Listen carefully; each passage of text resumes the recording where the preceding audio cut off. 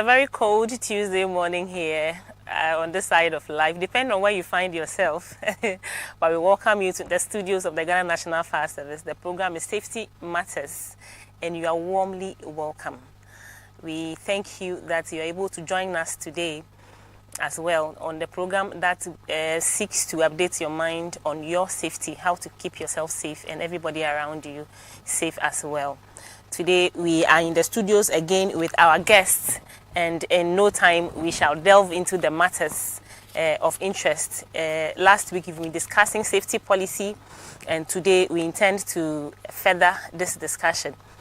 I am Edu One Joanna J. We'll take this commercial break. We'll be right back.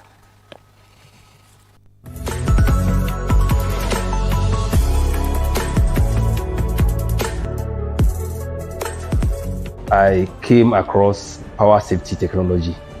So I introduced that into our residents, who are more than 4,000. And over the period, they have testified how power safety technology have saved them when the need arises.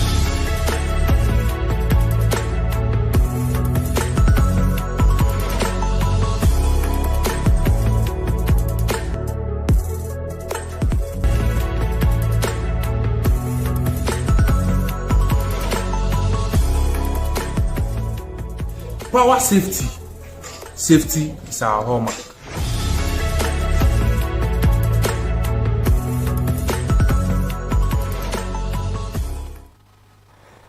Our cherished viewers, you are welcome back. It's still Safety Matters here on Fire Service TV, and we welcome you live. This program is beaming live on all our social media platforms. You can join us on Facebook. If you are not able to join us on TV, don't worry. You can always join us on Facebook, where we are streaming this program live, and all our social media platforms. You are expected to join us with your comments and contributions. We have what it takes to attend to them. And now, this morning with me in the studios, I have some very important guests to help me do justice to this topic of fire safety policy. To my immediate left, I have DO1, DO3, Samuel Fifi Opong. I'm tempted to always give you DO1, but I know that in no time this rank will come. So accept it in Jesus' name. Amen. I receive it. So DO3 Samuel Fifi Opong is the Tema Regional Safety Officer. He doubles as the Regional Operations Officer as well, Tema Region. Sir, you are welcome. Thank you. This is the first time you are on this program. Exactly. And so you are warmly welcome. Thank you. We also have with us a very known face in the person of DO3 Desmond Esson Aka. Thanks for having us. You are welcome, sir. Thank you. He is the 2IC National Public Relations Officer of the Ghana National Fire Service, second in command. Yes. Gentlemen, you are welcome. That's how we say it in fire service. We don't say gentlemen, we say gentlemen. You are welcome. Sir, 2IC Public Relations. We recorded an incident in somewhere around the afternoon of yesterday. Yet another unfortunate incident. We are learning of some accident between multiples of cars on the Bunsu stretch. Kindly give us a rundown or the update on this accident. All right. A very good morning to your viewers and your listeners as well. Unfortunately, yesterday around 15:26 hours, that is around 3:26 p.m., we had a call that a DAF tanker truck containing fuel, which was heading from Accra towards Kumasi, was involved in an accident when it got to Asiakwa Junction, closer to Bonsu Junction in the Eastern region. And as a result of the accident, 3 other trucks or vehicles were affected. So this fuel tanker fell on one taxi cab, which was also trying to overtake it, when they realized that the driver of the DAF tanker truck had lost control. So in the process... So we have the videos of this incident showing on the screens now. Wherever you're watching us from, you can see the videos of this incident. Fire officers trying very hard to bring this fire under control. Sir, can you please continue for us? So in the process, after the collision, the fuel tanker fell on the this Mazda, the Demio, and then it caught fire. So the oncoming vehicles, also seeing the danger, wanted to escape from the fire scene, and as a result, two vehicles, that is another Mazda Demio and then a Hyundai truck, also collided, resulting in some injuries to two other people who were quickly rushed to the hospital for treatment. So unfortunate. But when the truck, that is the DAF truck, fell on the Mazda Demio, there were 4 other passengers on board. 3 of them were able to escape unhurt, but unfortunately the driver was trapped in the process and he got bent. The driver of the Mazda Demio was trapped in the car. And then unfortunately got bent. So yesterday we recorded 1 fatality, which was the driver of this Mazda Demio with registration number GW 3254-13. And that is the unfortunate part. But I must commend our men from the Bonsu Fire Station, Chebi Fire Station, as well as the Enyinem Fire Station, who responded barely 4 minutes after receiving the call around 15:26. And had it not been their intervention, the fuel tanker could have exploded. So they averted the explosion, and then they ensured that other casualties that could have happened as a result of the accident were also prevented. So in a nutshell, that was the unfortunate incident that happened yesterday around 3 p.m. occurring at Siakwa Junction. And thankfully, and as usual of us, we were able to rise to the occasion and then prevented further any explosion, further damage, as well as casualty were minimized. Very well. Thank you very much, sir, for that update. But how many, so in all, how many people were rescued or escaped unhurt from that incident? From the report, we gathered that the driver of the DAF truck, which was involved in the accident, also escaped despite the vehicle overturning. Okay. And then 3 other passengers in the Mazda Demio that the DAF truck or the petrol tanker fell on also escaped unhurt. So roughly about 6 people escaped from the accident. Unfortunately, 1 died as a result of the fire, and then 2 others who were trying to escape the fire also sustained some injury, who were sent to the hospital for treatment.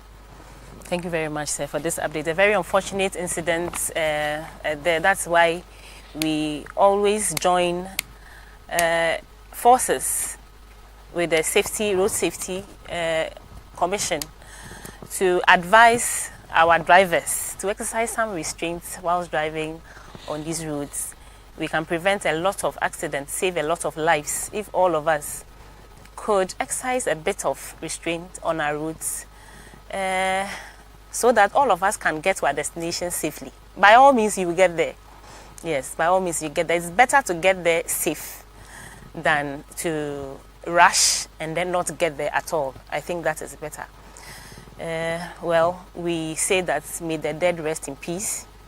Kudos to our firemen, our fire officers who rose up to the occasion once again. We thank you for your dedication to work, and we salute all your efforts. Thank you very much. Well, now back to business for the day.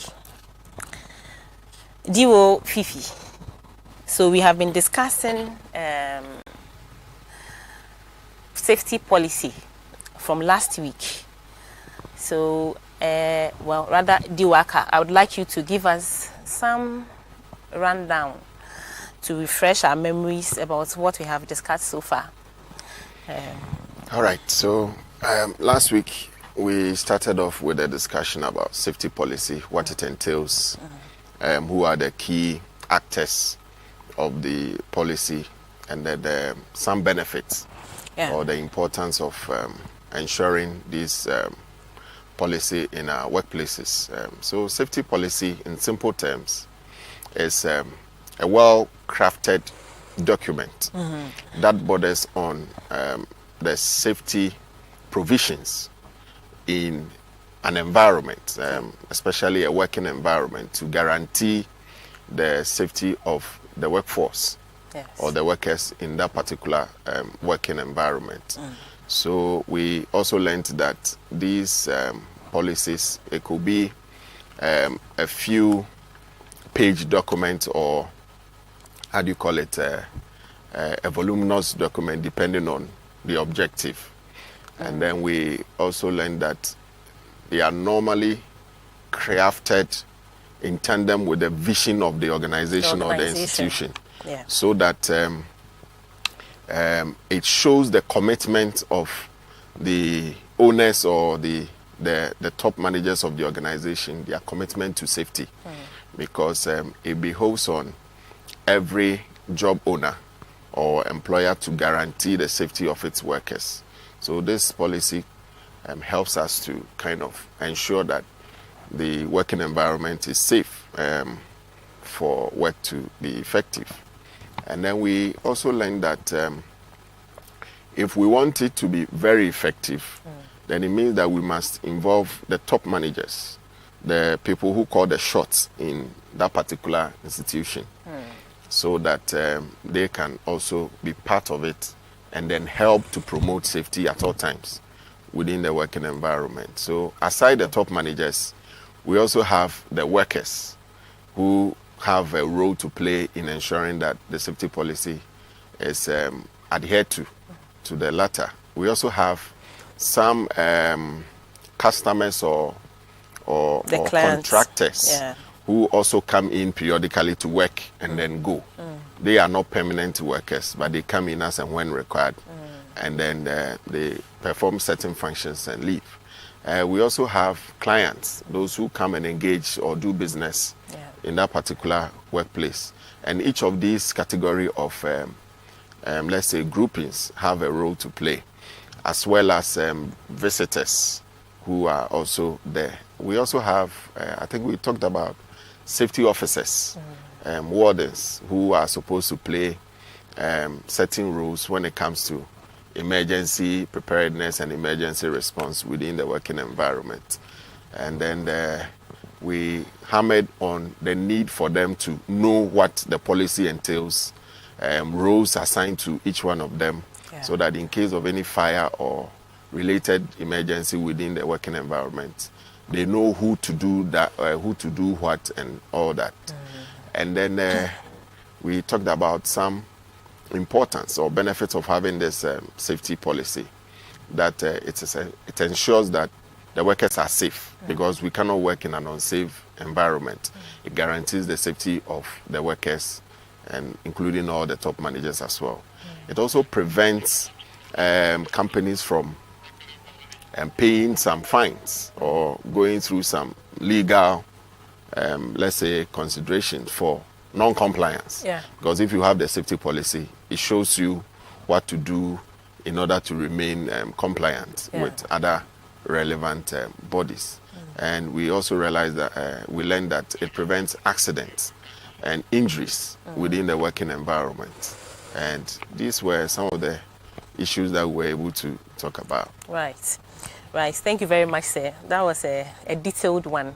If you've not been part of this show last week, you haven't missed anything. The recap has actually given you the opportunity to come with us as we discuss fire risk assessment today. Now, fire risk assessment is part of safety policy. But we are now coming to learn what is fire risk assessment. What part does it play in a fire safety policy? Diopon, my first question. Okay. What is risk? What is risk assessment? Okay.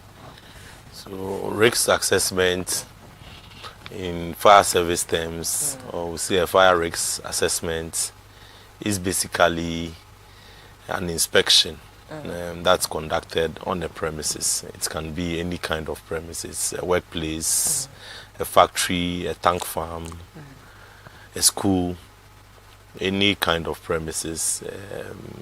This inspection is basically conducted to identify hazards on the premises. And whilst this inspection is conducted, these hazards are also, when they are identified, preventive measures are also identified or recommended for or making sure that those hazards are somehow cleared.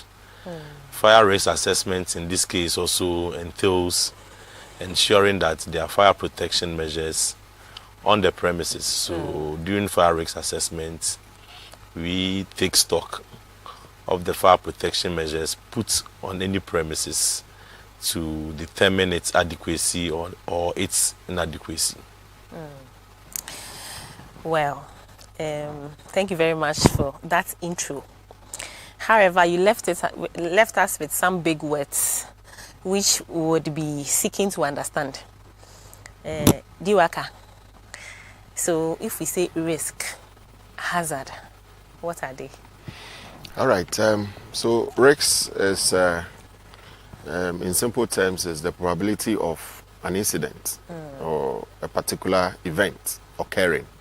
So what is the chance that in a particular workspace a fire would occur? Oh, that's risk. Yes. The chance that the thing An would event occur. will occur. Yes. So knowing that, then you would also have an idea as to the kind of hazards there.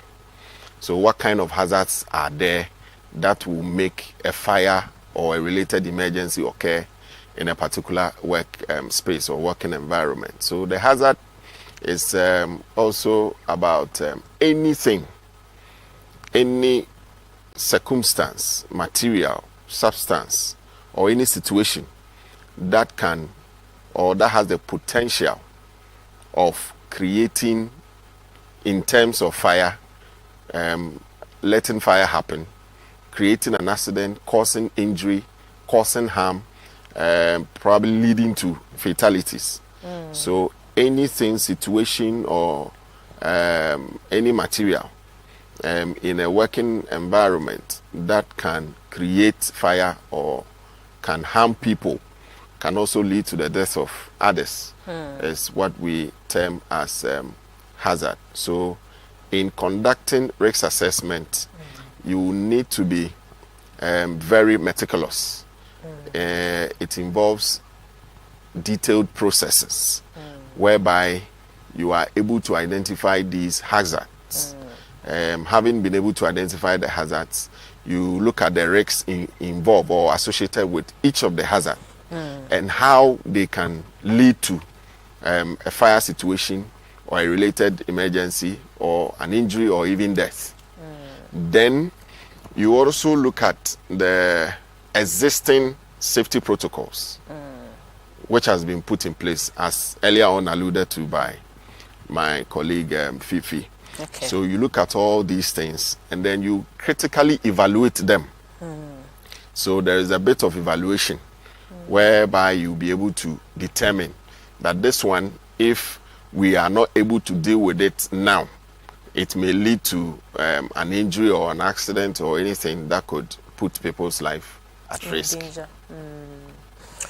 Very well explained. So, sir, Diwaka, I'm staying with you. So, in practical terms, if you enter a particular premises, what would you be looking for? What would you be looking for in practical terms? All right. For instance, if you move to a factory where they are into manufacturing, you may probably want to look at what are their production points. Okay. The heat sources. So the heat sources, then you can look at maybe electricity. You can look at machinery that they use. Okay. Then you'll be able to determine as to whether there are issues with these heat sources. If it is coming from electricity, do we have the wires in good condition? Do we have frayed wires around? If there are frayed wires, if you could see some sparks coming from certain receptacles, let's say sockets or these plugs or what have you, then it gives you an indication that those points are the hazard point. Okay. And because probably they are giving sparks and all that, means that the probability of a fire occurring from that particular faulty socket is high. So that is the risk bit. So the hazard is the sparks coming from that. Or if, let's say, switch points or socket points have discoloration, it means that there is some form of localized heating, and therefore the insulations are melting, they are changing color and all that. So these are indications that tells you that all is not well with the electrical, some of the electrical installations, and therefore they must be looked at and then probably worked on. Okay. Then in terms of machinery, if let's say a particular machine is supposed to produce certain kind of, let's say, goods at a specific period of time, and it's not able to do that, it generates excessive heat. You could hear a bit of some noise because maybe some of the parts are not greased enough. There is friction, a lot of heat is being generated, and that could easily lead to a fire outbreak. Now you go to their packaging area where finished goods are packaged, and you realize that they are even packed to the ceiling level. They are packed close to each other. You don't have enough spaces in between. You look at ventilation issues. So if all these things are not in its proper order, then it means that what we call spontaneous ignition could happen, depending on what is there. If they are, let's say, storing maybe organic products, like maybe tea rolls and what have you, if they are subjected to a lot of heat and all that. If it is also an industrial chemical, that must be, that must have enough air around and not be subjected to any kind of moisture. And you realize that with that production place, there is the probability of moisture or water or any other liquid getting access to it, then it could result in some kind of chemical reaction and then probably lead to a fire situation or an explosion or any other emergencies like that. So these are some of the things that you can look at. Sometimes too, on the escape routes, you look at how accessible they are. Sometimes you may visit a premises and they have clogged the escape route with some unwanted goods, let's say faulty fridge or maybe a discarded furniture. So it reduces the escape width, and therefore if there is any emergency, the number of people who can access that place will be reduced, and that could lead to injuries. People could fall off, get injury and all that. So these are some of the things that we can look at. Very well, sir. Sir, Dio Fifi. Yes, please. So from your submissions, I mean my guests, it tells me, gives me an idea that it's not just any ordinary person who can walk into a premises and see all these things that Dio Aka has just spoken about. So who qualifies to perform a fire risk assessment? Who? Okay, so in our instance, fire safety officer, a well-trained fire safety officer should be able to conduct a fire risk assessment because he or she may have gone through some form of training for quite some time. And so it's not just any ordinary person that can conduct a fire risk assessment. There are instances where fire assessors are also trained. There's a laid down program for training risk assessors, and risk assessors are also have the capacity to conduct fire risk assessments. Reason being that not any ordinary person can conduct the fire risk assessment, because you need some specialized or you need some special skills to be able to identify certain hazards on certain premises. You can enter a premises, and if you are not well trained, there could be a hazard you can that not be able to identify it. And there are even hazards that there are people within the premises, they've been very comfortable with it. They become very comfortable with the hazard, but not knowing that it's a hazard. One day. One regular occurrence is you go to premises and where you have electrical gadgets or electrical sockets, especially the outlets, you see documents packed directly under those sockets. When there's any fault with the sockets, or if there should be sparks coming from those sockets, it directly falls on those combustible I'm materials. sure that's a very common hazard you are likely to see in most offices. In most offices. We are not mindful of it. Exactly. So we prompt them. That's when they realize that, okay, they are doing the wrong thing. And so it takes special training. It takes some form of experience, some years of experience to be able for to someone to become a fire risk assessor or to be able to conduct a very good risk assessment.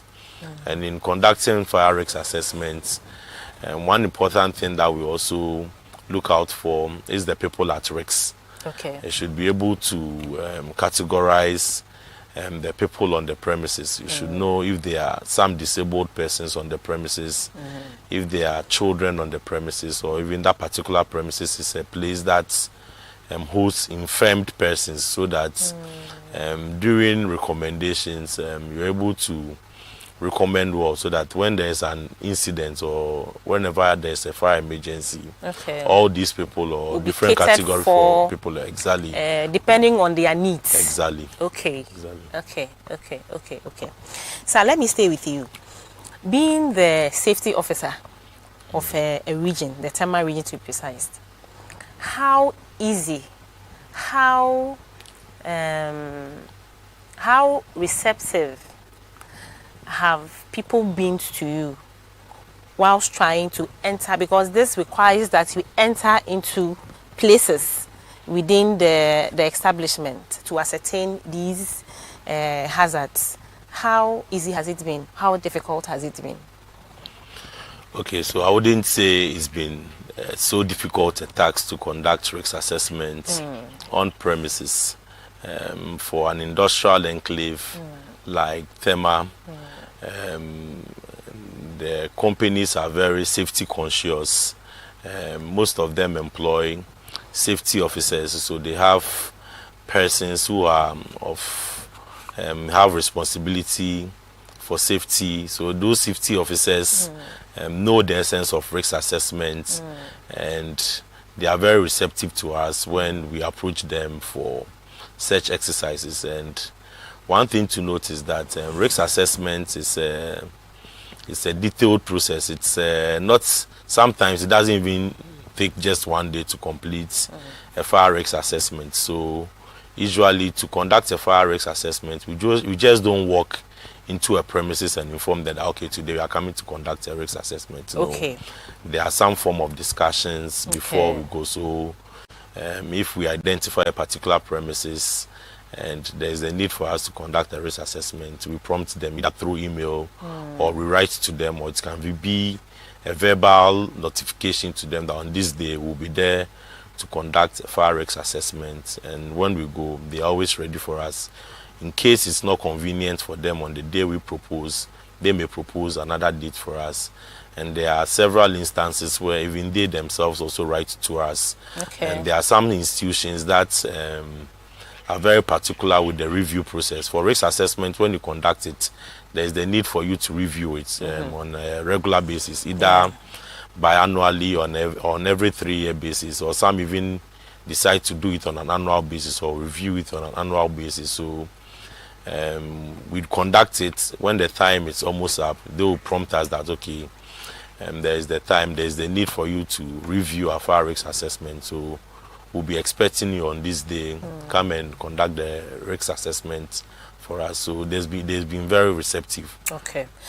I get the sense that it also has to depend on the kind of relationship that you build with these organizations over time. Exactly. Yeah, so as Ghana National Fire Service, we have to try to educate this, to sensitize them, explain to them over time, so that they can buy into this idea of risk assessment. Is that not so? Exactly. Okay. Thank you very much. The program is Safety Matters. You are live on Fire Service TV. If you cannot join us on Fire Service TV, you can always join us on any of our social media platforms. This program is streaming live, and so you can join us with your comments, your suggestions, and everything. I have been in the studios with DO3 Samuel Fifi Opong. He is the Tema Operations Officer. He doubles as the Safety Officer for the Tema region. And also DO3 Desmond Aka. He is the 2IC National Public Relations Headquarters, Accra. We are discussing safety policy. We shall go on this short commercial break. Do stay with us. We'll be right back.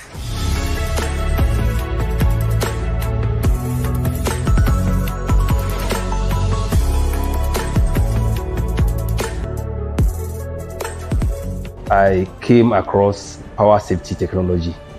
So I introduced that into our residents, who are more than 4,000. And over the period, they have testified how power safety technology have saved them when the need arises.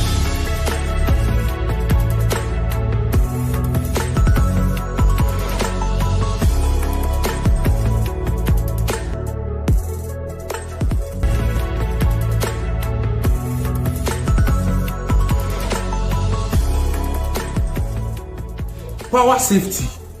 Safety is our hallmark.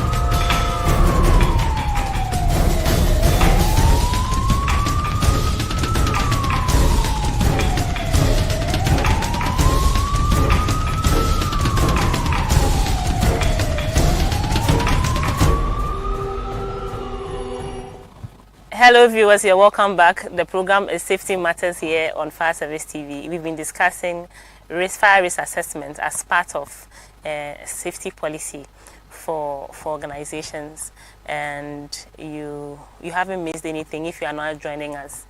Like we said, you can join us on all our social media platforms, and I have in the studios my guests who are up to the task. DO3 Samuel Fifi Opong and DO3 Desmond Aka.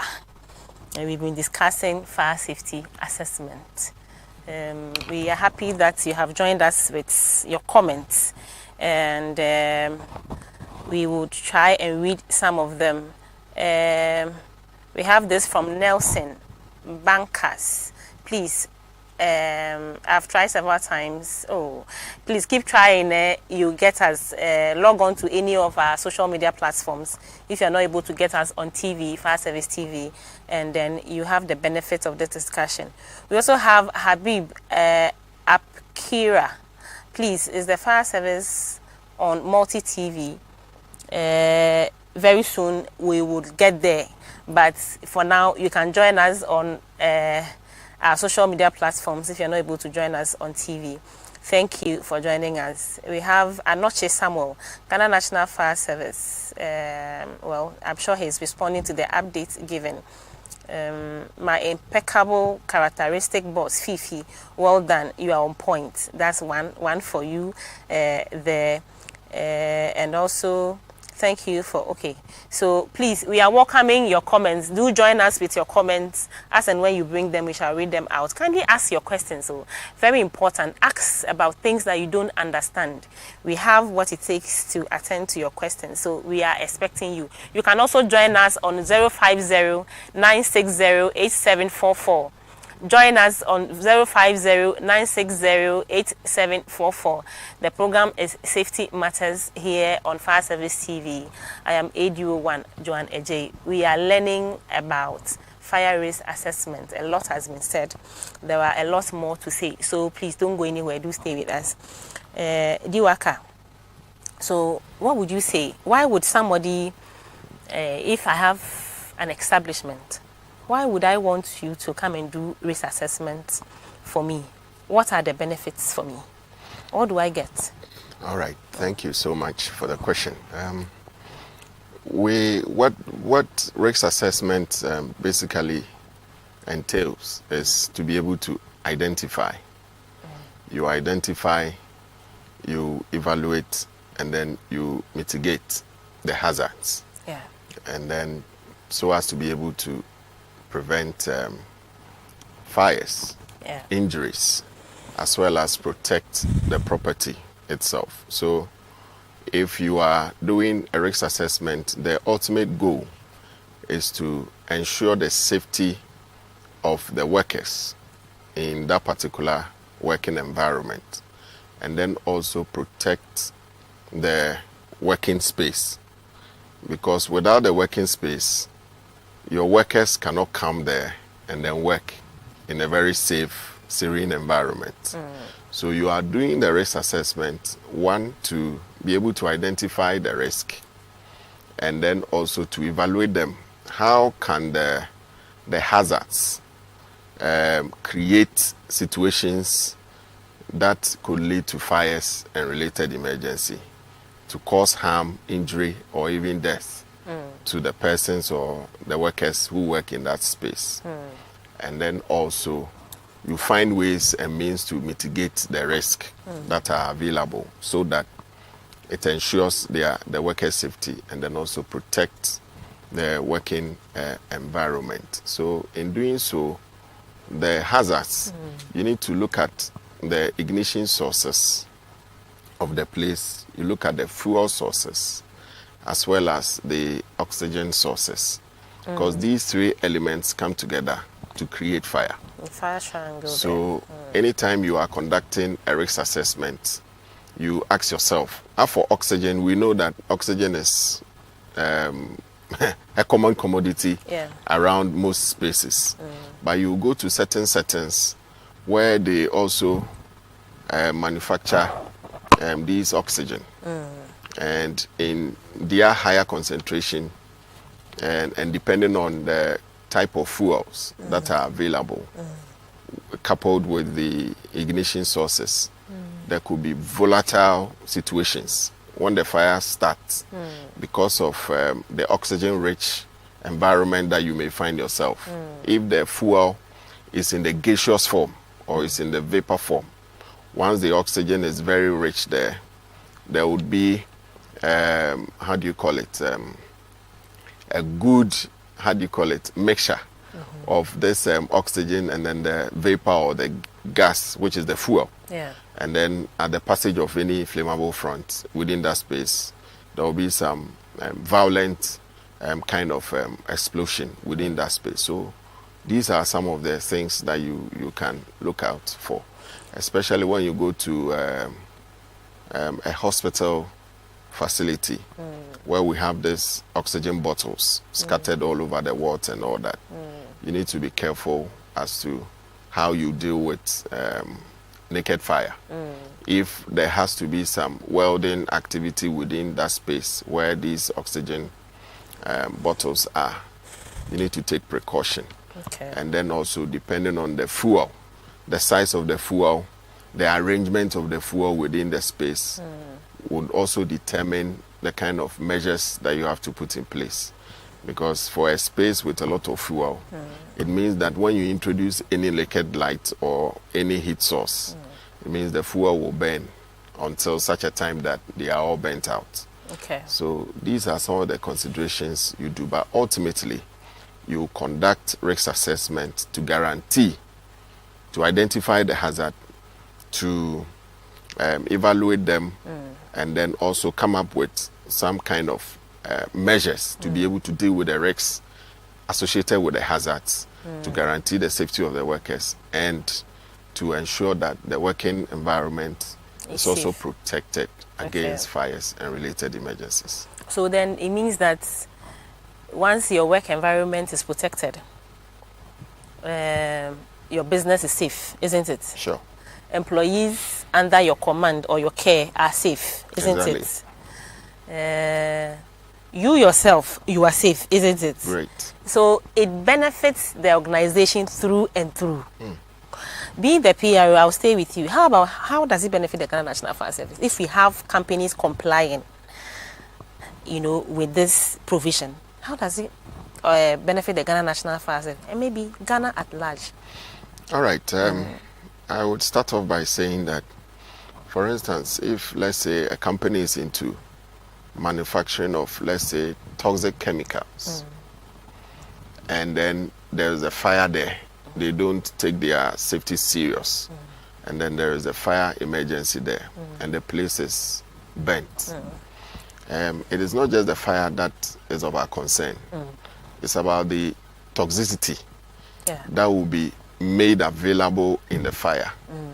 When it happens and then we respond, because the environment is so toxic, we expose our men, the firefighters, to that kind of poisonous atmosphere. Yeah.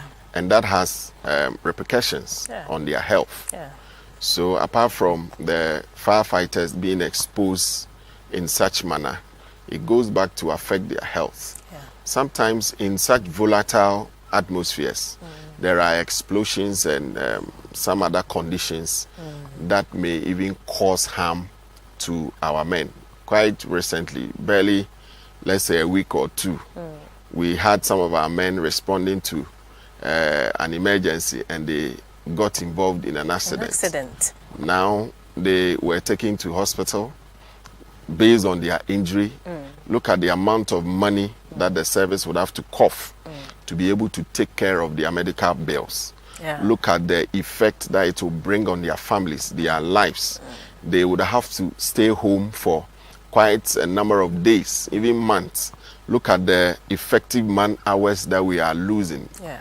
And the companies too, which are involved in the fire outbreak, look at the amount of money that they will be losing. Yeah. In terms of if they want to come back to business, they will have to spend a lot of money to rebuild the place and to make the place conducive enough for other people to also come in and work. Yeah. And if the fire happens there, the probability of workers trying to escape, maybe it may be a story building, escape exits and what have you may be compromised. Yeah. And therefore people would have to jump through windows and all that. People may be hurt, people may be injured, and look at the money that the company would also have to cough to take care of its workers. Yeah. And look at if the company is closed down because of the fire emergency, if the company is closed down for about, let's say, 2 months or 6 months or even a year, look at the number of workers that will be affected. Yeah. Their livelihoods will be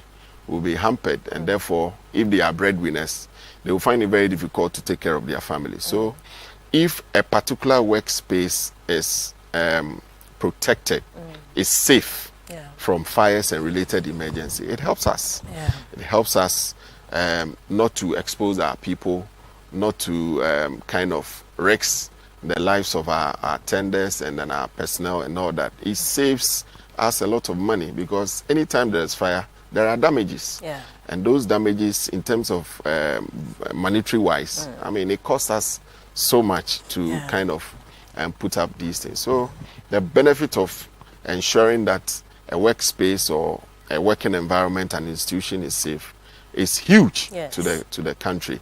And every year, fire service per assessment, we assess the quantum of property that is gone waste in fires vis-a-vis those that we're able to save.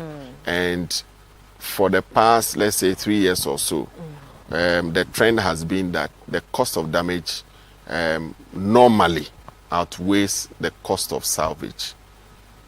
So it means that when we ensure that our working environment are safe, it saves us a lot of money.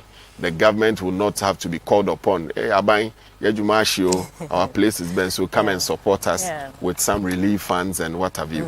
I mean, it ensures business continuity, and it also safeguards our environment, because anytime there's fire, there are emissions of other gases. Carbon is released into the atmosphere. Other toxic, noxious fumes are also given. So when they are not happening, our environment is safe. The health of our workers is also guaranteed.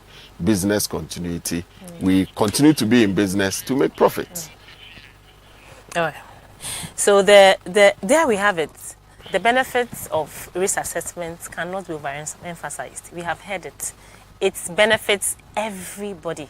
So you don't have any reason not to allow it in your premises. But say, Dio Fifi, I don't want to think that because of what you said from the beginning, and we also said that there has to be a good relationship between Ghana National Fire Service and these companies or these establishments. But I don't want to believe that there are organizations, every organization would fall in line. I know that there were some recalcitrant ones. In such a case, what do we do? What has been the practice? Yes, because you are a safety officer, so I need to lay this one at your doorstep. You can tell me better. What happens? What should we do to rake everybody in, since we have seen how beneficial it will be to everyone? So, for the recalcitrant ones, it's a matter of applying the law to the latter. Okay.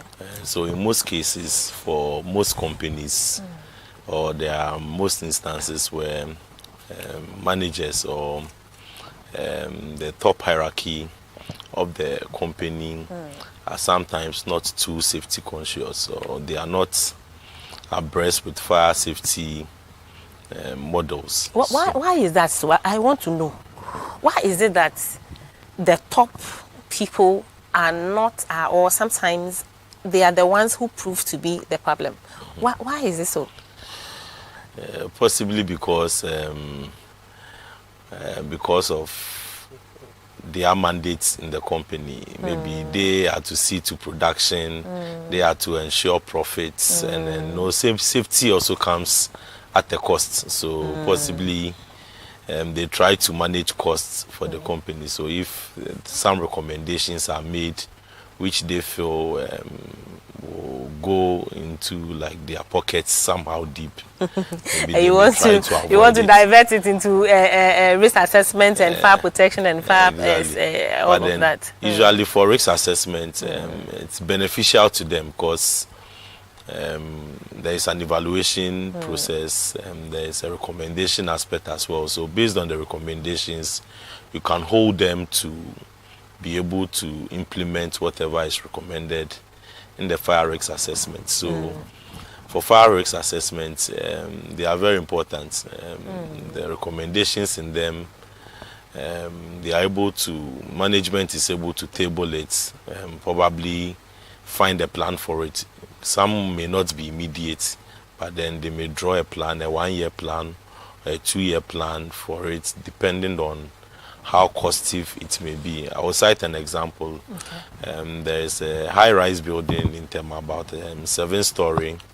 It's actually a subsidiary of a government. It's a government building, sort of And based on the risk assessment we did for them, it's an old building, built somewhere in the 70s. So at the time we did the risk assessment, it didn't have some form of fire protection devices installed there, fire detection devices. There was some form of fire alarm system, but they were obsolete and were not even working anymore. But then, based on the risk assessment we did for them some years ago, when you go there now, the entire building has been renovated. If I say renovated, I mean the internal portions.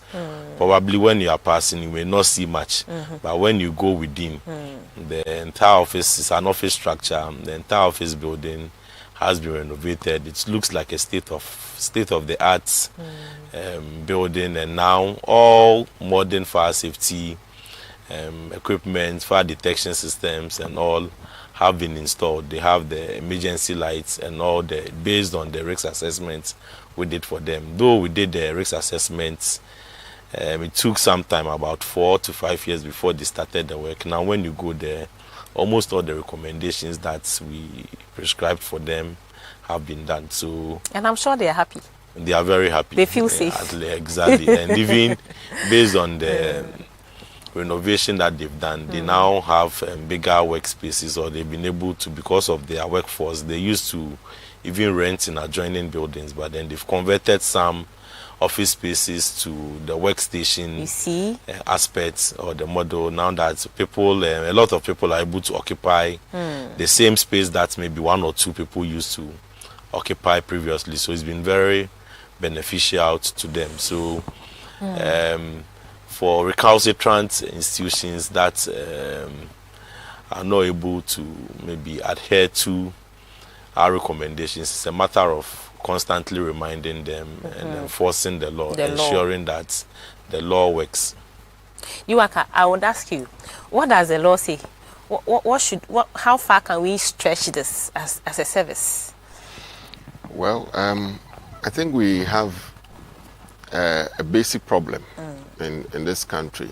We have not made safety our priority. Okay. And then safety has not been entrenched as part of our lifestyle. So the culture of safety in this country is a bit problematic. And as a result, that is the more reason why we don't have the top managers of various companies, most companies not actually being in tune with the need to get these safety policies for their institutions, and let alone ensure or take charge of the safety of the workplace as well as the occupants, that is the workers. So in situating it to the provisions in the law, it is against the law not to allow a fire safety, let's say, officer or an inspector, for that matter, access to a premises that is deemed not to have the needed safety considerations in place. So when it happens like that, it behoves on the service to act decisively, because we have learned that risk assessment is taking proactive steps to identify and then also note the hazards around, so as to be able to come up with mitigation measures to be able to reduce the risk. Exactly. So refusing to be a part of this means that you want to put people's lives in danger. That is it. And I don't think that is a good thing. So it's important that the law is, well, we do some education. You know, we are fire service, we are your friends, and so we would want to start with some education and some sensitization. However, it gets to a point where there is nothing we can do than to apply the laws, because we are responsible to ensure that people's lives are safe in this country. And so if you are against that, then it means that you are against our job. And we would not have any other choice than to apply the law. Sir, I would ask you this final one, then you'll be wrapping up for me. How much does risk assessment cost?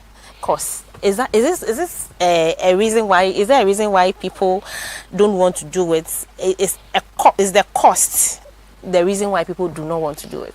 Okay, so I wouldn't say costs.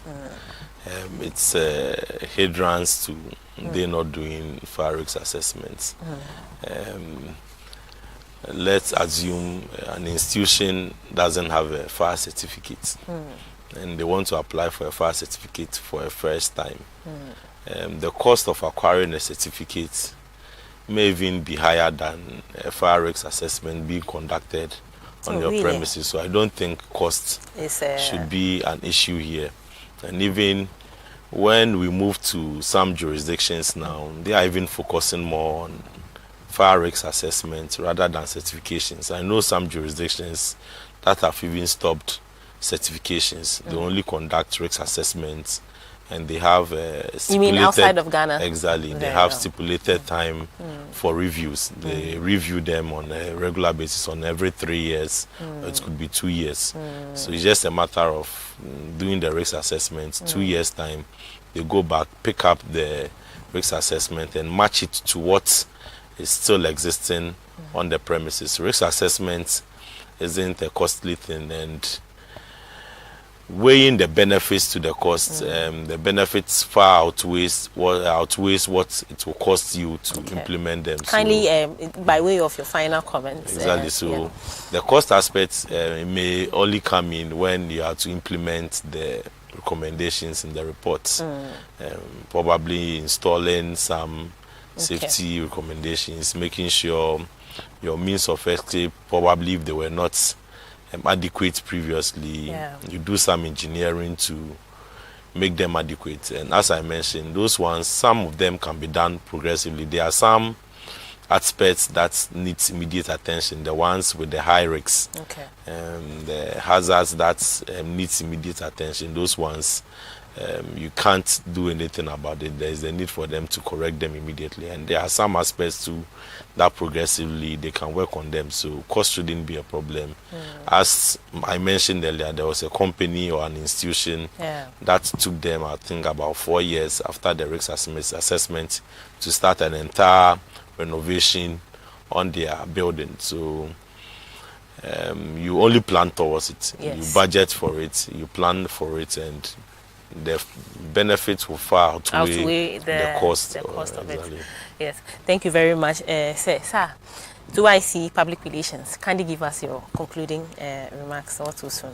We are going close. Well, I believe as a people, we need to, it's high time we embrace the culture of safety, ensure that we made safety a daily kind of practice, and ensure that our workforce and our working environment are well secured or protected by means of ensuring that the workers have received adequate training. They are able to identify certain hazards and then be able to know the risks that it may pose in order to come up with mitigation measures to be able to deal with them. Because some of the risks, when you don't deal with them immediately, it tends to, let's say, get worse, and then the effect could be enormous.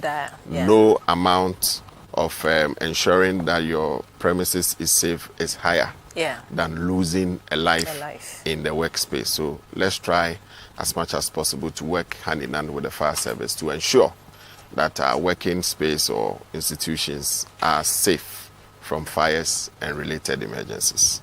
Thank you very much, sir. So this comment came from Nana Kwame JC. I'm watching you from Aguna. Oh, so we are happy you could join us from Aguna. So this has been Safety Matters today. We have had in the studio DO3 Samuel Fifi Opong. He is the Regional Safety Officer as well as Regional Operations Officer of the Tema region. Sir, we are grateful for joining us with your insightful comments. Then we also have DO3 Desmond Esong Aka. He is 2IC Public Relations, Ghana National Fire Service Headquarters. Sir, thank you very much as always for joining us. Viewers, it's been Safety Matters today as well. We have been live on Fire Service TV with this program. Thank you very much for joining us with your comments. If you've not been able to join us live, you can always go back and then listen or watch what we have done today. It would help you a great deal. Today we have learned that risk assessment is very important. It benefits everybody, from the CEO down to the last worker, from government down to the Ghana National Fire Service. And you don't have any excuse to prevent this from happening in your premises, since the benefits are so many. Thank you very much for watching today as well. It has been Safety Matters. I am ADO1 Joan Ejay. See you next week.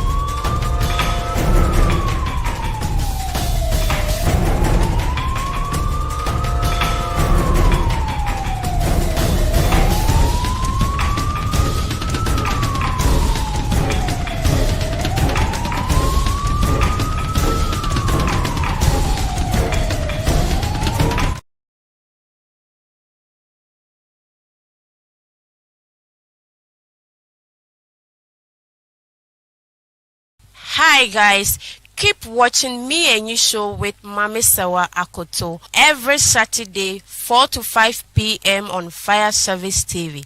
Guys, don't miss it. The best entertainment show ever.